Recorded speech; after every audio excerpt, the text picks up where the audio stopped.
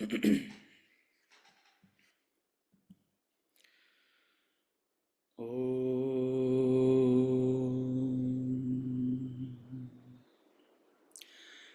स्मरामि हृदि संस्फुरदात्मतत्त्वं सच्चित्सुखं परमहं सगतिं तुरीयं यत्स्वप्नजागरसुषुप्तमवैति नित्यं तद्ब्रह्म निष्कलमहं न च भूतसङ्गः तपोभिक्षीणपापानां शान्तानां वीतरागिणां मुमुक्षूणामपेक्षोऽयम् आत्मबोधो विधीयते बोधोऽन्यसाधनेभ्यो हि साक्षान्मोक्षैकसाधनम् पाकस्य वह्निवज्ञानं विना मोक्षो न सिद्ध्यति। ॐ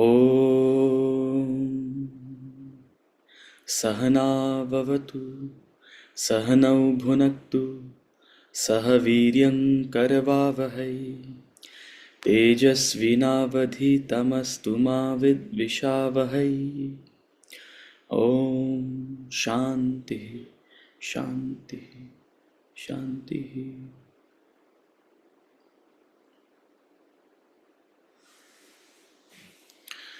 We'll chant from verses 1 to 5 of chapter 9. Verse number 1 to verse number 5.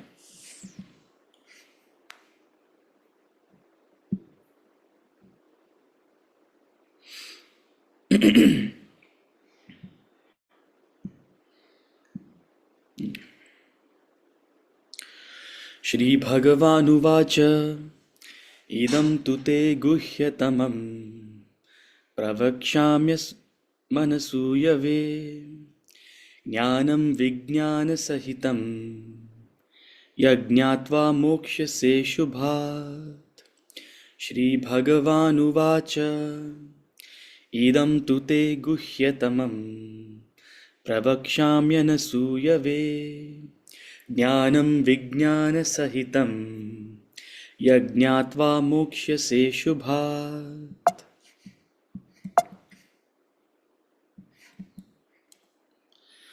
राजविद्या राजगुह्यं पवित्रमिदमुत्तमं प्रत्यक्षावगमं धर्म्यं सुसुखं कर्तुमव्ययम्।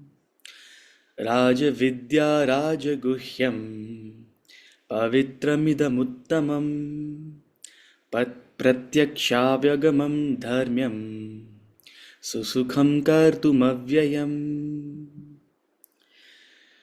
अश्रद्धधानाः पुरुषा धर्मस्यास्य परन्तप अप्राप्य मां निवर्तन्ते मृत्युसंसारवर्त्मनि। अश्रद्धधानाः पुरुषाः धर्मस्यास्य परन्तप अप्राप्य मां निवर्तन्ते मृत्युसंसारवर्त्मनि। मया ततमिदं सर्वं जगदव्यक्तमूर्तिना मत्स्थानि सर्वभूतानि न चाहं तेष्वस्थितः। मया ततमिदं सर्वं जगदव्यक्तमूर्तिना मत्स्थानि सर्वभूतानि न चाहं तेष्वस्थितः। न च मत्स्थानि भूतानि पश्य मे योगमैश्वरम् भूतभृन्नच्च भूतस्थः ममात्मा भूतभावनः। न च मत्स्थानि भूतानि पश्य मे योगमैश्वरम् भूतभृन्नच्च भूतस्थः ममात्मा भूतभावनः।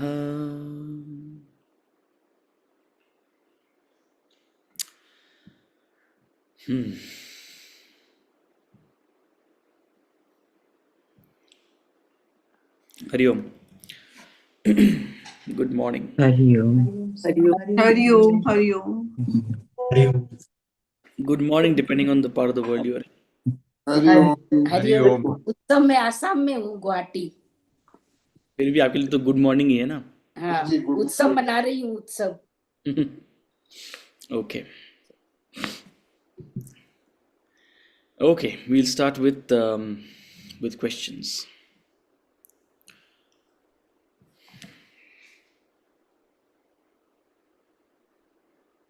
So I saw a couple of questions posted on the group.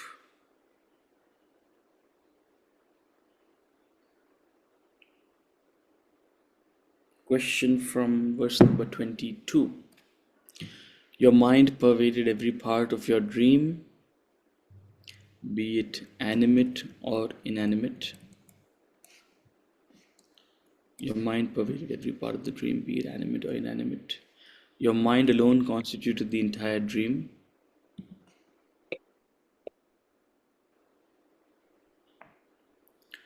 Similarly, Brahman alone constitutes and pervades your entire waking world. You will realize it through single-pointed devotion to Brahman.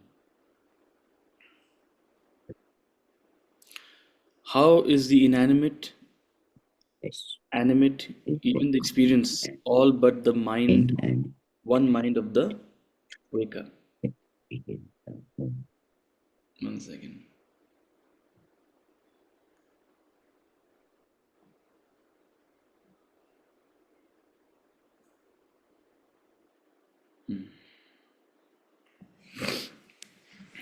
Let me find which part of the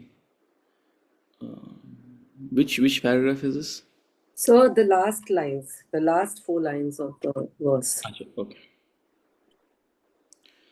So your question is, how is all the inanimate, animate, and all the experiences part of the waker? Look, he's talking about the dream. He's saying that everything in the dream is the waker's mind. Everything in the dream is simply a projection of the waker's mind.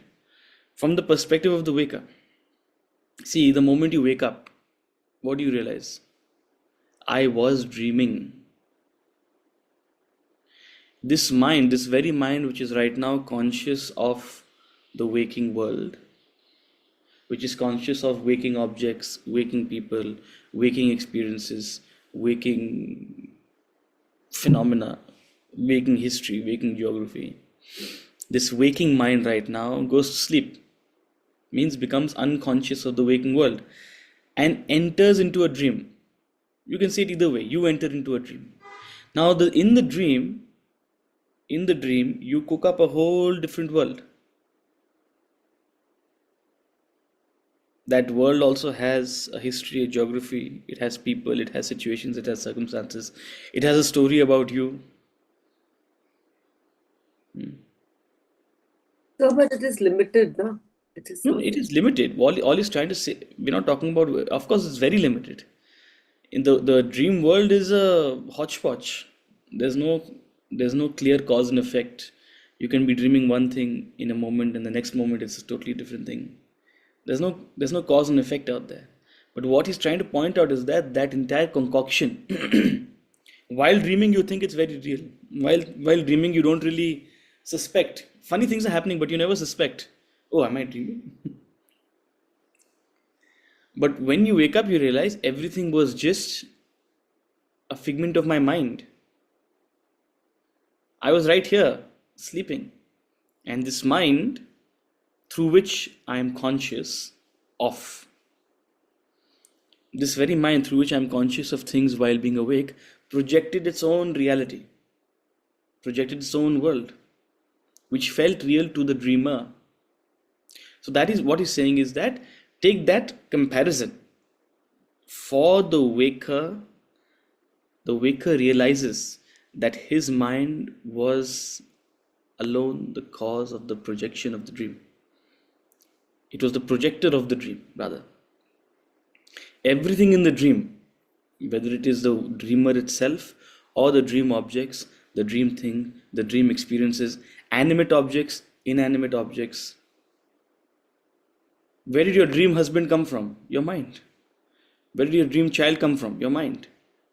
Where did your dream parents come from? Your mind. All of them had slightly better versions of themselves in the dream than they have in the waking state. That's why you dreamt it up. But where is that coming from? Are they an objective reality? No, they were concoctions of your mind. Your dream child was little less troublesome than the waking child. Your dream friends were little nicer than the waking friends. But where are these animate entities coming from? Your mind. And similarly with the inanimate objects. In the dream you went to Dubai. And along with the Burj Al Arab, you created a couple of more buildings. Where did those inanimate buildings come from? Your mind. So what he's saying is that your mind enters into a phenomenon called the dream, and when it exits from it, it realizes that everything was a fantasy. But it felt real while you were in it. He's simply asking you to recollect that feeling and this realization. The two things that are important is that feeling while you were in it and this realization now that you're out of it. These two things are important to recall, and he's drawing a parallel. Similarly, when you wake up, quote unquote, wake up to the fourth state, then you will realize that all of this is a projection of that fourth state. All of this is just a dream. So the dream experience is meant to be taken as perhaps the closest analogy to liberation, to waking up. Yeah. Yes, Anjum ji. Hari Om. Hari So Om. just on this same thought, so when you have dreamless nights, the last sentence that you just said, that it actually is, you being in that dreamless state, is that in submission to him? Is that a place where you are actually at some point in his embrace or grace? See, this similar question was asked to Swamiji once in a slightly different way. He said, do spiritually evolved people dream less? Do they have more deep sleep? And he's like, yes. To say that deep sleep is actually a period of solace, which is why it's called Anandmay Kosha. When everything is unmanifest, when everything is rolled back and there is no manifestation of vasana, that is the state of deep sleep. Partial manifestation of vasana in a cacophony is dream. A full manifestation of vasana in apparent cause and effect is the waking state. No expression, unmanifest, dormant vasana is dream, is deep sleep. Okay.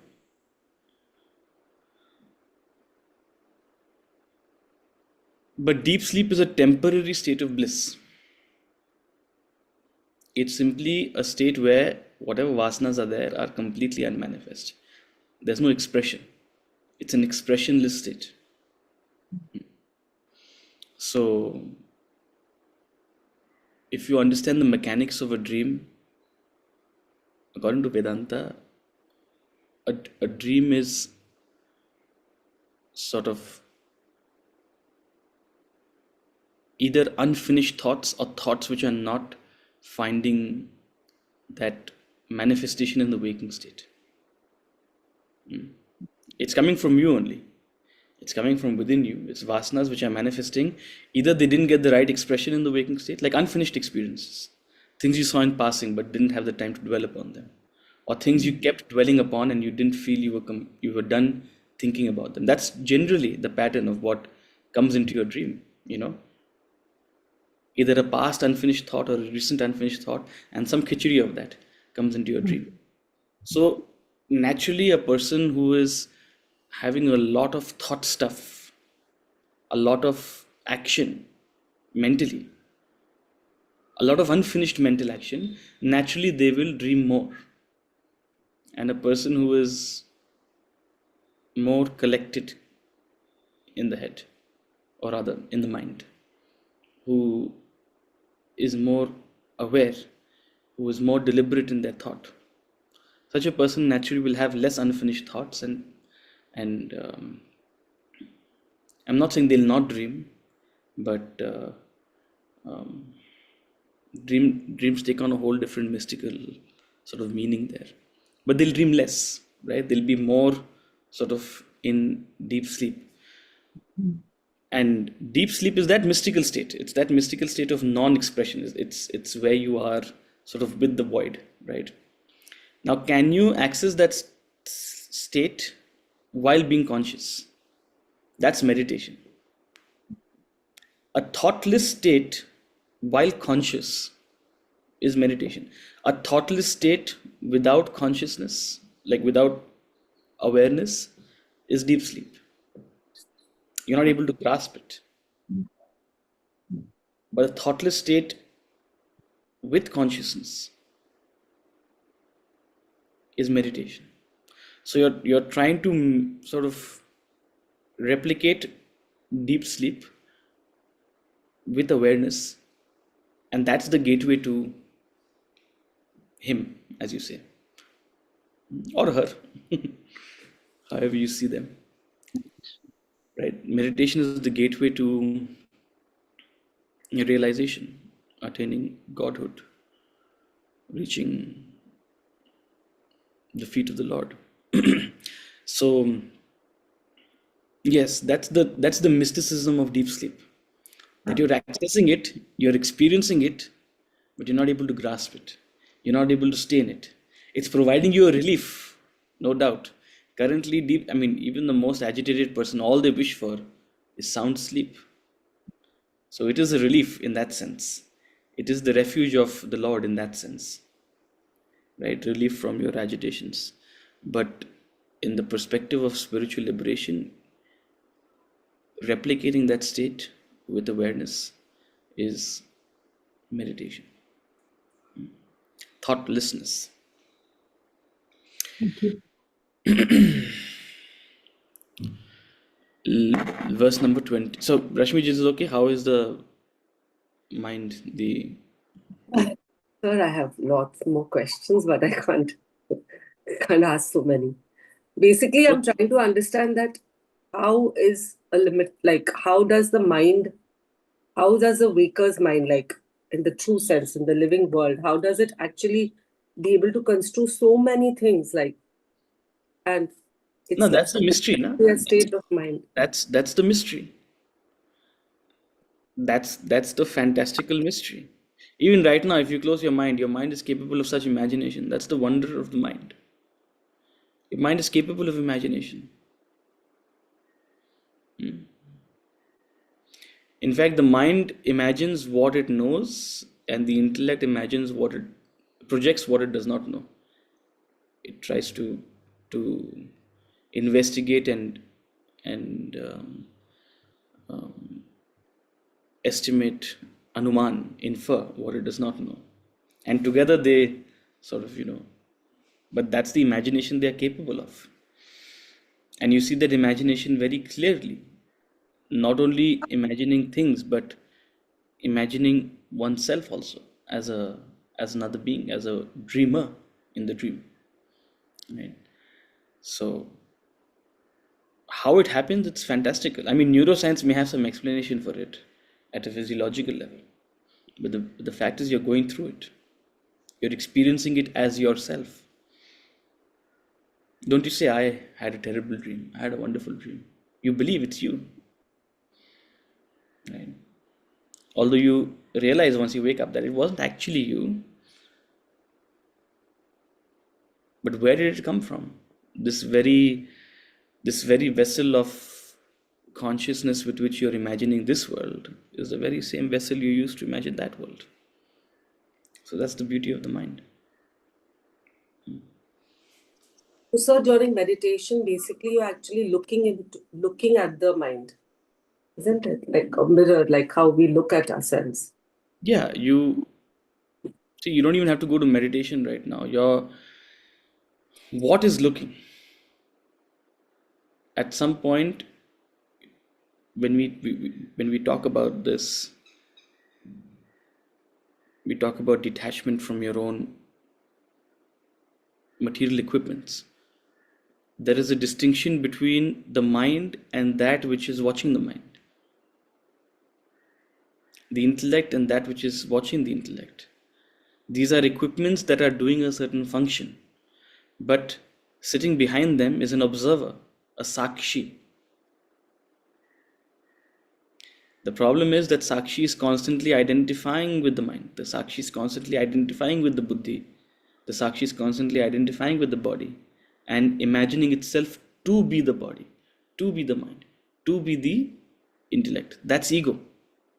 Consciousness, pure consciousness, the sakshi within you, incorrectly identifying as the body, the mind, the intellect. That is the birth of the ego. But when it is able to separate these strings,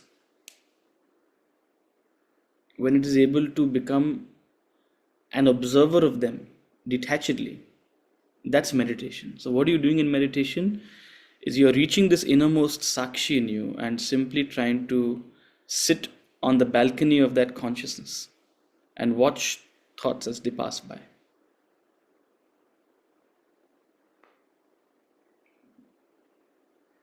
But the mind is not so easy. It's not going to relent you so easily. It'll come and sit on your lap. No, I am you, you are me, I am the mind. So the mind will let go so easily. It won't let you do this so easily. And that's the preparation, right? So to you and me who are so predisposed to thinking of ourselves as this ego, slowly separating those strings is sadhana. And being able to sit in quiet sakshi bhav is meditation. When you sufficiently disassociate from the mind, that's when you're left thoughtless. That's when you're left empty.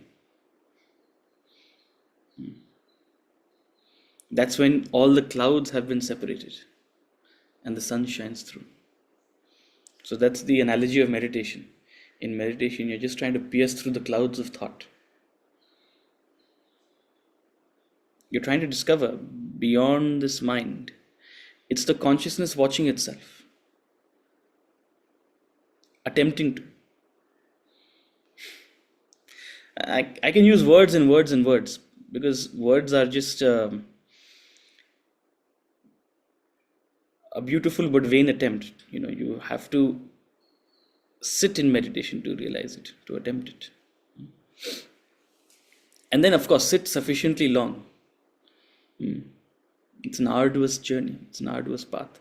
But that's why we've been given the gift of the buddhi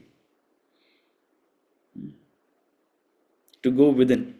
This is what means to go within. Right now, we are observing the world outside, observing the world within, the world of the mind and intellect, the dance of the mind and the intellect. And technically, the way it is explained and the way we study it in Vedanta is, it is your buddhi which is watching your mind. Your buddhi is playing the role of the Dwarapalika. You know Dwarapalika? Outside any temple, you'll see guards. Before you enter the sanctum, there'll be guards protecting the sanctum. No unwanted thought enters, no unwanted thought dwells there. So the intellect is the Dwarapalika. Whatever thought comes, it makes sure it leaves. And it helps reinforce the mantra. The mantra is that the tool with which you keep the mind stable and stationed on the thought of divinity. So the thought of divinity is replacing all other thoughts. And the intellect is playing that very important role of keeping that single pointed focus. So this is the technicality of meditation. But that's what you're doing. You're looking within. This is what it means to look within. You're not thinking within, oh, I had such a nice day. I wish I can eat that same lunch again with my friends. That's not what you're doing in meditation. You're disassociating from all these thoughts. But that's the highest practice. Okay? Verse number 25. Path of darkness. Utsuji, Hanji. I'm sorry to No, budge no. in, but there's a related question, so I thought maybe I can ask now. Hmm. So, you said one thing that has also come to me in the past, and I have not understood it so clearly, is about the dream state. They Hmm. say that, and you were also explaining in detail about when you wake up, you realize that, oh, I was sleeping, Hmm. for example, and you realize, okay, whatever I was seeing or believing was happening was only a dream, right? So this voice, my question that is, how can this voice be be the Sakshi? Because if we say that the Sakshi is the one that is there, but not playing any role, so my deduction would be that it is just your assumption, you know, like suppose we've slept well, let's say a good deep sleep where we haven't seen dreams, then we say I slept well. So when we say I slept well, we are assuming, perhaps, is what I think. I know I'm wrong, but मुझे ऐसा लगता है that it is my assumption that I slept well because I know nothing of what happened, because I'm feeling rested once I'm up, woken up. So, like you just explained that about the Dwarpalika and that the Sakshi that is there, the Brahman, the Param Brahman within us. Now, that is not, that is not so active. As in, that's only a Sakshi, like you said. So, this conflicts to me always. So what's the conflict? I'm trying to understand what is actually the piece of the puzzle that is sort of not sitting with you. What's Yes. the actual conflict? So, yes. So, my thing is that if I have woken up, hypothetically, if I wake up one fine day and I feel that, oh, I slept so well, right? Hmm. Now, who is saying that I slept so well? I would think it is my intellect that is saying, or the mind, because I'm feeling rested, because I don't remember having seen any dreams. So, I assume that I slept well. But how could it be the Sakshi telling you that? Your Is Sukshma Sharira, your Sukshma Sharira, or the subtle body, as it were. See, the Sakshi doesn't say anything to you. The Sakshi simply observes, right? The yes, Sakshi speaks through the intellect, speaks through the mind, in a way, right? It is you become conscious of with the intellect. Pure consciousness is not sort of is unqualified, as it were, but you become conscious of things, you become conscious of sleep, you become conscious of objects through the intellect. So yes, one can argue that now again, I don't want to become too hypothetical, because that's not the purpose. But when you've gone through a period of sleep, when you wake up, you realize that X amount of time has passed in your waking world, and all that time in the waking world you lay there unmoving. And maybe others corroborate it for you also, but you don't have a recollection of anything. So it's actually the recollection of nothing, right? And that's what yes, makes you that's what makes you assume that you were going through sleep, which was sound, which was dreamless. Yes. Now, if you go into the scientific measurement of it, no, it wasn't purely dreamless. You were going through periods of rapid eye movement, and you were going through periods of dream, maybe dreams that you've forgotten. So maybe it wasn't entirely dreamless, but yes, there was a period of Rested time because I'm feeling rested. correct, and that's the Yeah. feeling. That's the experience of nothingness we're talking about. That's simply it, right? You don't have any other recollection of it because there was no awareness, because it was a rudimentary intellect which was in that state. You, as the deep sleeper, have a rudimentary mind and a rudimentary intellect, which is simply experiencing, but not being able to necessarily sort of make sense of anything. But the very fact that you have a recollection of it implies that, okay, there was something there, there was you, some part of you there that was sleeping in deep sleep, right?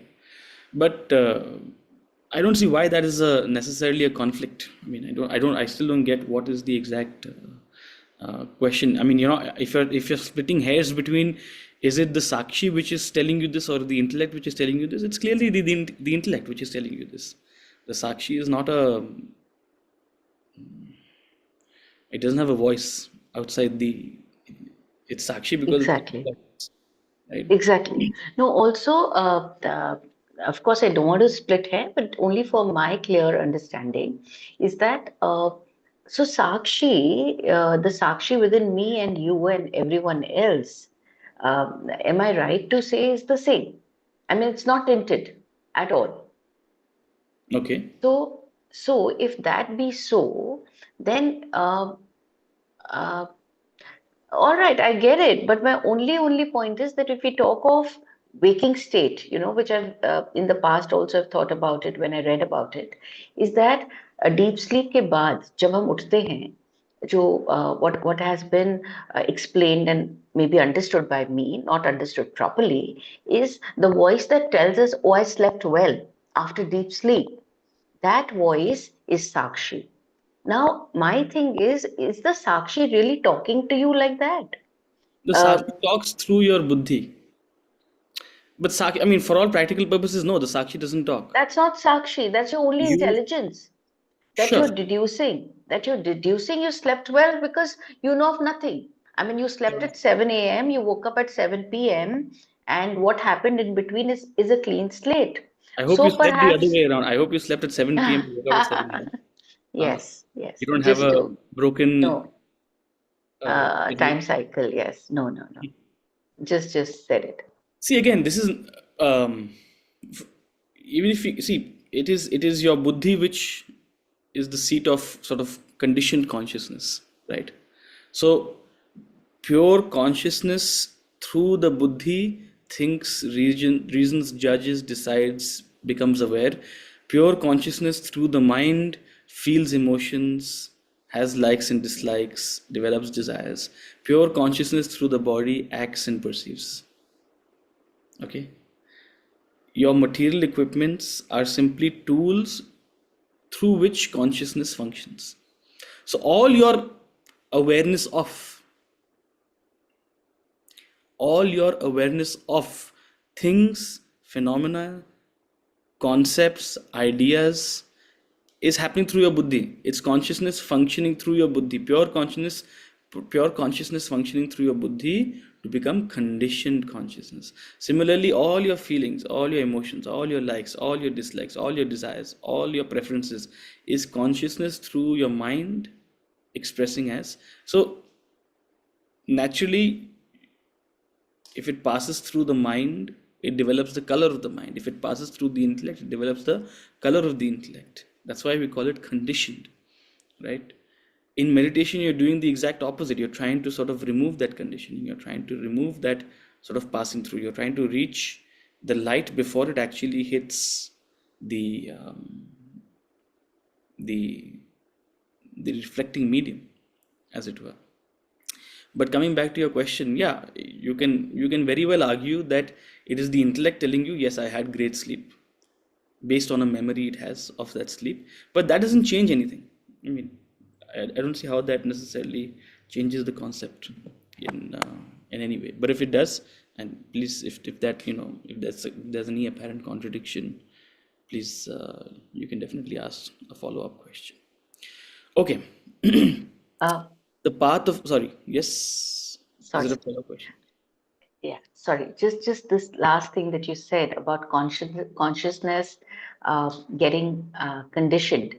So this consciousness, are we talking about the same consciousness that all of us have? The one?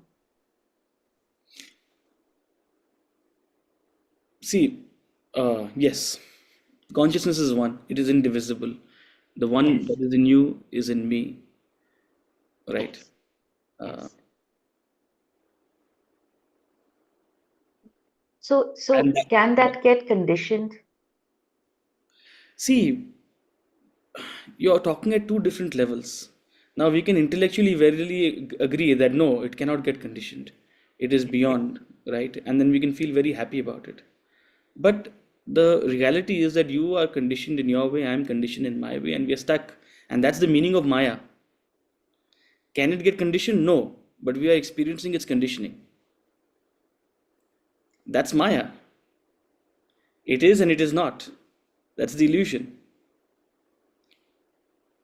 So the sages have told us, no, it cannot get conditioned. You are imagining this conditioning. But if simply intellectually knowing that was sufficient, that, oh, no, it cannot get conditioned, then we wouldn't need sadhana. Then it would be a weekend crash course. Vedanta would be a weekend crash course, right? It cannot. The answer to your question is no, it cannot get conditioned. It's your stupid imagination. You're imagining yourself as a conditioned being. But the fact is that you're imagining yourself. And that is samsara. This imagination with which you are living your life as Ritu. It is God playing the fool, said Emerson. But you are playing the fool. And no amount of telling you will help you stop playing the fool. You'll imagine yourself as suffering. Oh my God, my life has so many struggles. I am very grateful, but those feelings are very real in you. Those feelings of struggle. And why is that struggle coming from? It's coming from a conditioning. So while it cannot be conditioned, it's imagined to be conditioned. Right?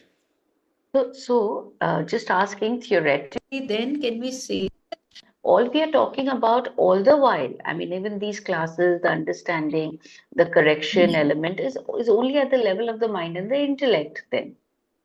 So, I mean, Stay with then me. In chapter 9, verse number 5, I will come to you.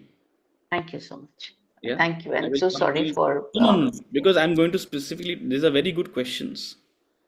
yes, These are very good questions. yes, But at every point, my attempt has and will always be to not reduce this to a, sadhana has to be done and not simply sort of, this is not an intellectual gymnastics we're trying to do. And it's very easy to fall into that, So the chapter 9 verse number 5 will address this very thing you're asking, and it'll do it beautifully, because he's going to talk in two terms. He's going to show that yes, I'm actually speaking a contradiction. He'll spell it out in verse number 5. Yeah. thank you so Okay. much. The light of the path of darkness indicates obscurity of ignorance in the seeker who takes it. Unlike the seekers who follow the path of the sun, the participant in this path follows karma without upasana. In this context, what is upasana? What is worship? I'm guessing it is this portion, right? So look, he's talking about the path of darkness where someone falls short of enlightenment or gets derailed on the path, right? So karma is a means to do upasana. Okay, but when you get stuck in karma and its outcomes, good outcomes, especially if you are in the spiritual journey, there are a lot of good outcomes of your karma, then you lose track of your upasana. Upasana simply means awareness of God. That's what worship actually is. It's not only in this context, in any context. Worship means awareness of God, recollection of trying to bring your mind to the thought of God. But when your thought is shifted to the fruits of your karma, good karma,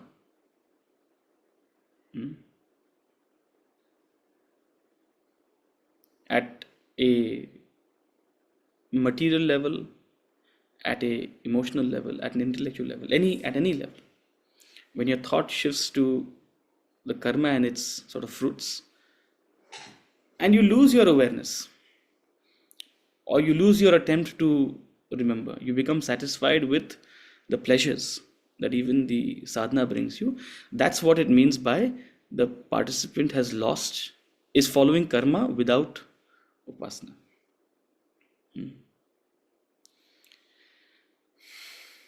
In a way, even in it's so funny we just said that, because all our concepts are merely a means to shift our thought towards the divine. All our concepts are merely a means to dwell not only on the mystery, but on that which sits behind the mystery, on that unseen hand which appears to have created this entire Maya Jal, as it were, right? That's upasana. And that's the purpose of all your karma also. Karma is a means for upasana, but people lose track of that. They become completely satisfied in the karma itself. Okay, Raj Vidya. So what do you mean by karma is the means of upasana? To do upasana, what is pure upasana? Sitting in meditation is upasana. Can you do meditation? So we create all sorts of karma kanda, we create all sorts of rituals, we insert all sorts of practices into your daily schedule, we create an entire dharmic calendar so that you constantly remain connected to your upasana through the karma. आप मंदिर क्यों जाते हो? ताकि आप भगवान के बारे में सोच सको. क्यों? बिकॉज अगर मंदिर नहीं जाते तो आप टीवी देखते रहते तो भगवान का तो ख्याल आता नहीं. तो आप मंदिर क्यों जाते हो? ताकि आप उस 10-15 मिनट के लिए भगवान के बारे में सोच सको. So your Karma is a means for your upasana. So one more thing. So Stephen, what is this 6 months of northern part and 6 months of southern part? ये जो बोलते हैं कि 14 जनवरी के बाद उत्तरायण है. So इसका actual क्या मीनिंग है? मैं नहीं समझा. नहीं देखिए, first of all, on a mystical level, there are many correlations drawn between sort of astronomical events and their imprint or their impression on our lives. That's the entire field of astrology, right? And not only astrology, but even on an astronomical way, it has been a way of, it is deeply connected to sort of our civilizational storytelling, right? We use astronomical metaphors to convey subtle ideas, subtle concepts. Just yesterday, I was watching a video by, I don't know if you've heard of Nilesh Oak and Rupa Bharti. I was watching this video where they're trying to explain the concept of Agastya and, the stars and this and that, and how,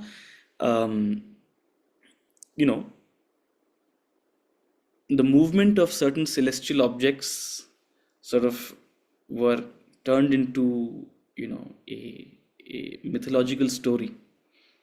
But actually, that is a way in which you try to, of course, keep time, have a record, or convey certain very deep, sort of subtle philosophical ideas to people who may otherwise not sort of be able to relate to it. So, cosmology has been a very, very sort of important metaphorical tool. आप metaphor समझते हो क्या होता है? Metaphor means you're using something to represent something else. So here, what is the metaphor? Uttarayan, which is the northern path, is representing increasing of light, right? You're going from a place of complete or least light, right? January 14th is when there is least light. The day is the shortest. So in that sense, darkness pervades over light. But it's a turn. Going forward from January 14th, there is going to be more and more and more and more light, right? So this is a metaphor for light. It's a metaphor for growth. It's a metaphor for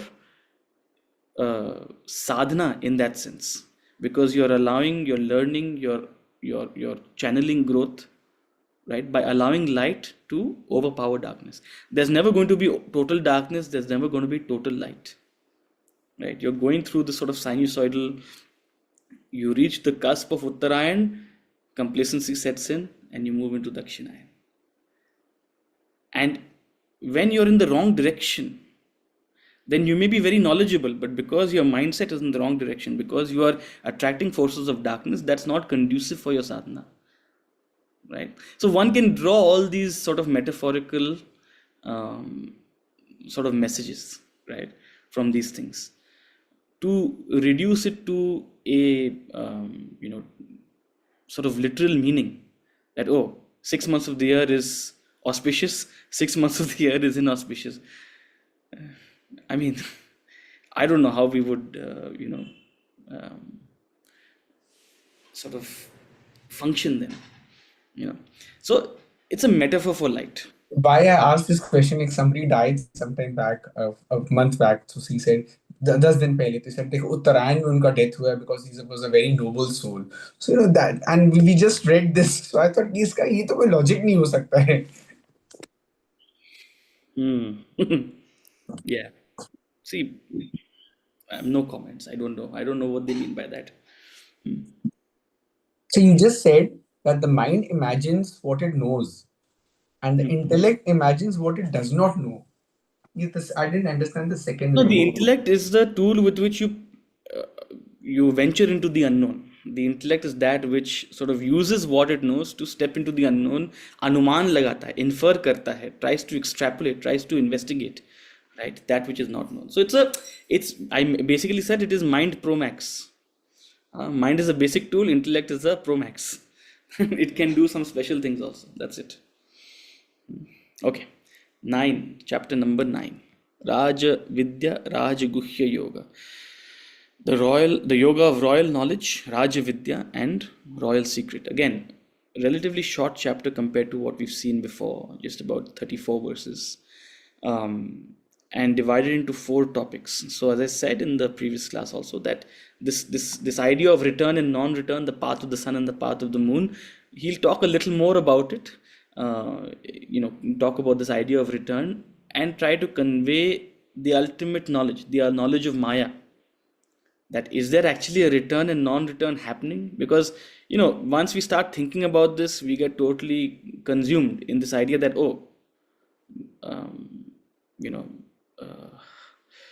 this world is real, and there's been so much of returning and coming back to and going to. So you're imagining that yes, you are in this sort of soup of concoction, this concoction of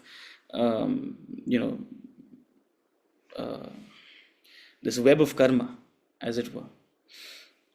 And that becomes another excuse for you. I have many lifetimes left. Takes many lifetimes to achieve moksha, to achieve samadhi.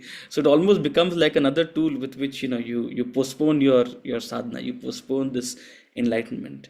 And so he snaps the fingers. He's like, no, it's not what you imagine, right? It's not so simple. There's a deeper message in this idea of returning and non-returning, which he talks about, which tries to convey this concept of Maya, right? And with this concept of Maya, the deluded totally are completely absorbed into it, and the wise are those who recognize the need to jump out of it, to step out of it. So the wise glorify and seek the self, while the deluded disregard it. They have a sense of contempt for it. And ultimately, what you attain, what you strive for, you attain. right? What you pursue with ananya chinta, with concentrated effort, with concerted effort, you attain. So this is the portion where that famous verse, ananyas chintayanto mam ye jana paryupasati. That's where this verse comes from. What you strive for, what you have shraddha for, what you have dedicated pursuit for, you attain. Right? So this dedicated effort is so powerful that wherever you are in life, it can lift you. Even the most unrighteous can elevate themselves with this shraddha. So the power of ananya chinta, the power of shraddha, can make mountains move, can lift you from your deepest place, deepest darkness to a place of light, can transform even the most unrighteous person into a symbol of righteousness. Right? So verse number 1, chapter number 9. Shri Bhagavan idam tu te guhyatamam pravakshamyanasuyave jnanam vijnana sahitam yajnatva mokshase shubhat. We'll take verse number 2 as well. Raja Vidya Raja Guhyam Pavitramidam Uttamam Pratyakshaavagamam Dharmyam Susukham Kartum Avyayam. So again, the Lord soothes Arjuna and gives an assurance. He says, the blessed Lord says, to you who does not cavil, verily I shall declare the greatest secret, knowledge together with wisdom, which having known, you shall be free from evil. A very similar thing he said in the beginning of chapter 7. I will give you knowledge along with wisdom, having known which nothing else will be remain to be known. He's doubling down on that promise. I'll give you knowledge along with wisdom, and having known which, you shall be free, liberated from evil. This royal knowledge, Raja Vidya, Raja Guhyam, this royal secret, the supreme purifier, directly realizable, righteous, very easy to practice, imperishable. So this is the reason, this is the verse from where the name of the chapter, Raja Vidya, Raja Guhya Yoga, comes from. As I said, that very often in scriptures, the first verse lends the name, or the first idea lends the name to sort of the chapter or the text, right? So either it's the first idea, first name, or the predominant idea. For example, chapter 3, the predominant idea is karma, so it's called Karma Yoga. Chapter 6, the predominant idea is meditation, it's given Dhyana Yoga. But now you're beginning to see that, well, there are several ideas and several subtle ideas, but the first idea is taken to be the name of the chapter. So he mentions this term Raja Vidya, Raja Guhya, and that's why the name of the chapter becomes Raja Vidya, Raja Guhya Yoga. So he tells Arjuna, to you who is listening intently, to you who has this right attitude, to you who does not cavil, verily I shall declare the greatest secret. This knowledge is said to be given only to an adhikari. An adhikari is one who, well, the word deserve, I use it cautiously, but adhikari is one who deserves to listen to this, right? And by deserve, there's no such, sort of strict measurement. But one of the very important qualities of an adhikari is one who does not cavil, one who does not criticize unnecessary, one who's not dismissive, one who's open, one who's willing to listen. And this willingness to listen is perhaps the most important quality of Arjuna in this context. This sense of respect, this genuine sense of, I have something to learn and here is something that can teach me. See, you may be willing to listen, but you may be very pejorative. Arey, isme kya pada hua hai? I only follow, physics. I don't think about all this. You may have a certain attitude that you don't want to listen, or you don't think there's actually something worth listening to in here. The very fact that this text has followed an unbroken chain of thousands and thousands of years, God knows how many thousand years. Especially after listening to Nilesh Oak, you'll say, okay, is it 2,000-3,000 years, or how many thousand years it is? He says the Mahabharata happened in 5561 BC, that's about 7,000 years ago. And he says the Ram-Ravan battle in Lanka happened in 12,229 BC or something like that, about 14,000 years ago. And the Rig Veda is older than that, he says. The Rig Veda was there. And of course, there are, he uses this very interesting sort of cosmological map to sort of indicate why they have come to such conclusions. But the very fact that this knowledge has followed this unbroken chain, it has been followed by millions and millions of people. Who are you to cavil it? Who are you to be dismissive about it? What great ego have you developed to say, this is all nonsense? No. You must, I'm not saying you should follow this blindly, but you must have an attitude of devotion. And by devotion doesn't mean blind following. It means bowing your head, recognizing that there is something to learn out here. So that attitude is very important for learning. That attitude makes you an adhikari. In fact, one would say that attitude is sufficient to be an adhikari. Then the guru will give you knowledge as per your level, no doubt. They may not reveal everything to you. They may give you, but that attitude, that bhavana of devotion is sufficient to receive knowledge. So to you who does not cavil, to you who is respectful, to you who is willing to listen, I shall declare this greatest secret. It's a secret lying in plain sight. It's the simplest message which will liberate you from all agitation and suffering. The knowledge of this together with the wisdom, again, I'll try to explain it in so many ways which will pile drive this knowledge to you, which having known, you shall be free. This royal knowledge, this royal secret. Royal means placed at the highest pedestal, given the most importance. What does the society value most? It's very indicative of what is the level of that society. When society values mere material aggrandizement as the highest, it's a very shallow society. What makes something royal? It's a question worth asking. And when divinity is given that place of royalty, that's what indicates depth in a society. The true royalty is the Lord, and thus knowledge of the Lord, knowledge of God is royal. Knowledge of the mystery. It only indicates a depth of a society is seeking.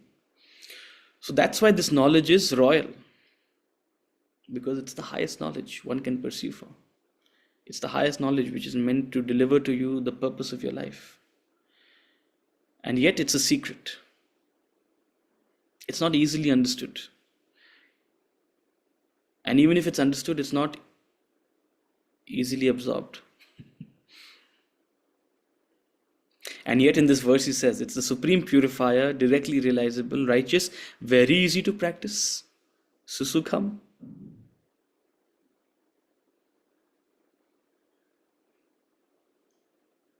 If you get onto the right track, it becomes very smooth. It becomes easy to practice. But until and unless you fall on those tracks, it's a supreme purifier. It will purify you of all your vasanas. It will purify you of all that mala. It will make you nirmala. It will make you pavitra. कबीरा मन निर्मल भयो जैसे गंगा नीर. कैसे करोगे मन निर्मल? इस ज्ञान से आप अपने मन को निर्मल करोगे. एंड जब आप अपने मन को निर्मल करोगे तो हरि आपके पीछे आएंगे. आपको हरि के पीछे नहीं जाना पड़ेगा. So it's the supreme purifier. कबीरा मन निर्मल भयो जैसे गंगा नीर. पीछे पीछे हरि फिरे कहत Kabir Kabir. That's the beauty. Not only will this knowledge will not take you to God, this knowledge will bring God to you. It's a supreme purifier, directly realizable, pratyaksha. It is offering a direct realization. It's not meant to be limited to a theory. It's not meant to be limited to a concept. It's inviting you to an experience of it. All sadhana is meant not only for a superficial practice, but ultimately to help you delve into that deep state of contemplation, of meditation. And in that meditation, you have epiphanies, you have awakenings, you have realizations. That's meant to be the source of your firmness. Your conviction in this knowledge shouldn't come from, oh, I have been with this guru for so many years, I have attended this class for so many years. That's not where your conviction should come from. Your conviction should come from your gradual realization. Realization is not 0 or 100. But as you delve deeper into this knowledge, as you experiment with it in life, that's where that direct realization should give you that further conviction to go deeper and to perhaps share it with others as well. It is this path of righteousness. It is righteous. It turns one as the ambassador of righteousness. Pavitranaya, yada yada hi dharmasya glanirбhavati bharata abhyuthanam adharmasya dadatmanam sujamyaham pavitranaya sadhunam vinashaya cha dushkritam paritranaya sadhunam vinashaya cha dushkritam Dharma samsthapanarthaya. dharma samsthapanarthaya sambhavam yuge yuge. For dharma sthapana and to fight adharma, this knowledge has been that astra for eons. So it's righteous. And if you get onto it, it becomes very easy to practice. Just like mathematics is very easy for a PhD in mathematics. But you have to develop that frequency. When you get onto the frequency, it's very easy. It's imperishable. It's not knowledge which becomes, which perishes over time. Any other knowledge, any other information, any other field of study sort of outgrows itself. Whatever you learned, you realize it's not enough anymore. Especially in this world of AI, what you learned 20 years ago, you've outgrown it. It's become irrelevant in many ways. Any knowledge is perishable, but here is an imperishable knowledge. What it means to say is, it will remain as relevant today as it was thousands of years ago, and it will remain relevant. It will remain relevant. In fact, I think it's more relevant today than it was thousands of years ago. Anybody worried about their jobs with AI? Become a sadhu. Get into. But then Shankara will say, you're only doing it to fill your belly. You can't do it to fill your belly. You have to be happy with the remnants of sacrifice. So, it's imperishable. It is an imperishable knowledge of life and living, values with which one can progress spiritually in life, which is as relevant today as it was thousands of years ago, and it will remain eternally relevant. It's imperishable. These are dharmas, sanatana dharma. That's where it gets the name from, right? So, this knowledge I will declare to you, I promise you, but for that you'll have to come back in the next class. That's what Krishna is saying. Because we're out of time. So, we'll tell the war to wait, and we'll see you again next Tuesday, where we'll continue with our discussion on chapter 9. So, Rituji, make sure you're here next class, because verse number 5 we'll cover then. Yes. Okay, Hari Om, thank you so much. And any pending questions? You've already taken up a lot of time with questions, but I'm happy to take more. So, if there are any, I'm happy to take up any questions. So I wanted to ask something if nobody else is asking. How kind. Anybody else? Are you asking any question? If not, Rashmi ji, please. So basically, sir, these when we are suppose I've taken Diksha with two gurus, so one follows the heart, the other is into nadis. Okay. So, but when you are explaining all this, do we really need all these things? My question is that. See, that's something you have to answer for yourself. And I'm not saying you need one and one is not important, the other is not important.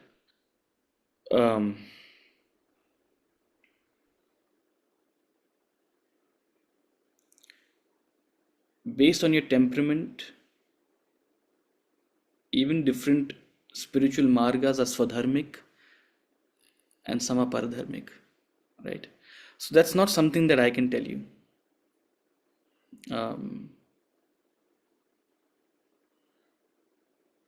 The knowledge itself is its own endorsement. And that said, it's not that it's a static thing. You may outgrow certain journeys and you may actually fall into a greater conviction with a certain journey, right? So, deep within you, what does everything is a means to an end. Please remember that. Any practice, any sadhana, including knowledge, is a means to an end. So, with that end in sight, right, and with a very clear goal of what it is you want sadhana to do for you, when you're clear about those things, then it will become clearer to you what you should follow or what you should invest your energies on and what not. But I know it's not a simple question, especially if you're in Vedanta. Vedanta is so dry, it sort of cuts out all the masti from it. There's even the mystical things it says with a straight face. So some people in Vedanta may also have FOMO, and other people seem to be talking so much more poetic and flowery language and saying so much more mystical things, right? So I feel you if you are attracted to, because jigyasa is your jigyasa can be there for many things. Like I'll tell you right now, very honestly, for myself, I have jigyasa in many things, but at some level you have to differentiate between jigyasa and sadhana, and that only you can do for yourself. But having chosen something, you should dive into it with Shraddha.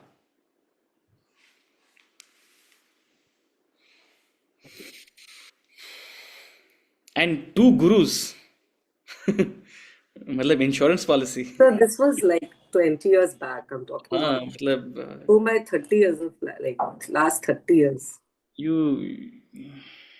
It's not recent. Not after I've joined. You don't need too many gurus. 2 is too many. That's what they say. But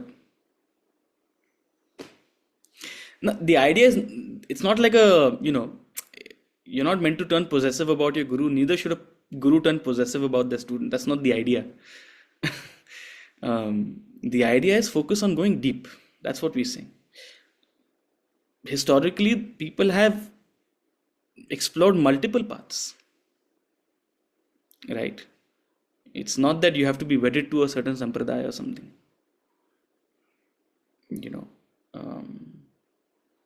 and different people have different preferences. Some like a little more freedom. Some think that a certain kind of a organized setup and association with a particular institution may actually help them, keep them stable. So different people have there's no hard and fast rule, but whatever you're choosing to go deep in, that ends up consuming a lot of your time. You can have jigyasa about other things, but if you have to invest, it's like you can't put your eggs in too many baskets. This can also lead you to different paths.